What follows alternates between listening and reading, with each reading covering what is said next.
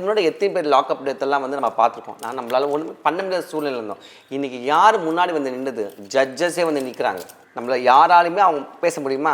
இப்போ நான் பேசினா என் வாய் அடைச்சிடலாம், நீ பேசினா உன் வாய் அடைச்சிடலாம். ஆனால் ஜட்ஜஸ் வாய் அடைக்க முடியுமா? கிடையாது.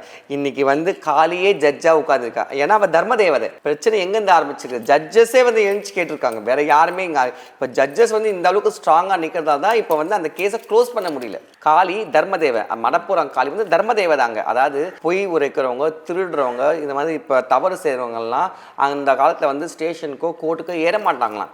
ஏன் ராஜாக்கள் கிட்ட கூட போக மாட்டாங்களாம். ஸ்ட்ரெயிட்டாக வந்து அந்த அம்மா முன்னாடி சத்தியம் பண்ண சொல்லுவாங்களாம். அவன் பொய் சத்தியம் பண்ணால் அந்த எல்லையை விட்டு தாண்ட முடியாது. உன் நிலைமை அப்படி தான் ஆயிடுச்சு. இதுக்கு மேலே கலியுகத்தில் தேவியோட சக்தி என்னன்னு இந்த உலகத்தை அம்மா காட்டிட்டான். உண்மைதானம்மா? இன்னைக்கு செய்த தவறு இந்த உலகத்துக்கே தெரிஞ்சிருச்சு. இனி வந்து உன்னை அரெஸ்ட் பண்ணணும், உன்னை தூக்கி உள்ளே வைக்கணும். இனிமேல் தான் உன் மேலே என்னென்ன கம்ப்ளைண்ட்ஸுக்கோ அத்தனையும் எடுக்கணும் வெளியே. அதுவும் தக்க தண்டனை கூடாது. இதில் ஆண் பெண் என்ற பேதமே கிடையாது. தவறு செய்தால் யாராலும் தப்பு தான்.